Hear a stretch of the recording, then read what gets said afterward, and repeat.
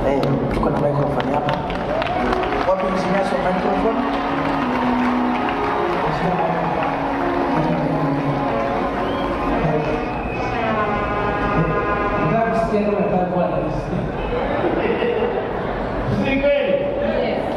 Kusikia nataka kusikia. Hata mimi nataka kusikia. JTM fire. Asante sana. So nataka nichukue nafasi kwanza kusema asante sana Apostle Peter Maguru ambaye nimekuwa nikifuatilia kabisa kwa Wilmington since nilikuwa mdogo, nilikuwa high school, nilikuwa nafuatilia kwa TV. Wakati nilikuwa bado tungali huko juu town, nilikuwa town right. So nilikuwa nafuatilia kwa karibu sana. So leo nimesema nikuja hapa mara ya pili kwa sababu nilikuja hapa wale wakati wa azimio, tulikuwa na wakati wa maandamano, lakini sasa tulikutana na Apostle na akasema wewe nilikuwa nikikuona ukizunguka Kenya yote, mbona wewe mpaka lazima ukuje hapa kwangu ili usalamie. Sasa nimesema nikuje hapa nikabarikiwe kwa sababu hii kanisa ni muhimu sana. Wanasiasa wakiwa kwa mashida wanakimbilia kwa hii kanisa. Mashida zao zikiisha wanatoroka. Na unajua mimi nimesikia ushuhuda mkubwa sana hapa.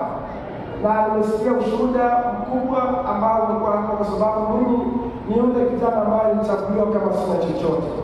Na ni kwa sababu nilipenda maombi na kumtumainia Mwenyezi Mungu.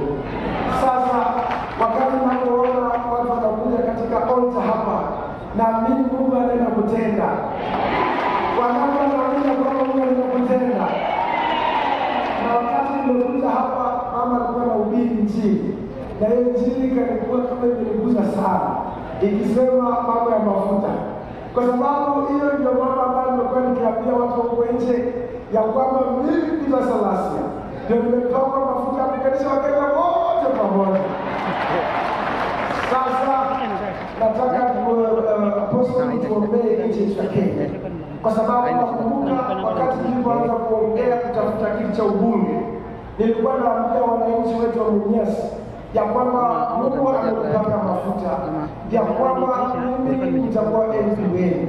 Sasa wale ambao walikuwa nao wakati kuchekelea wakisema hiyo na simu wataenda na yeye kwa sababu ya vision ambayo tulikuwa nayo, lakini kwa mapenzi ya Mwenyezi Mungu yote yametimia.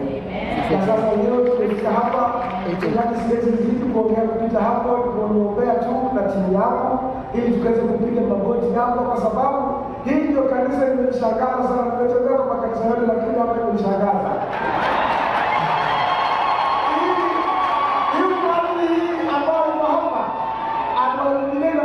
Much is expected, and God anointed the man of God here.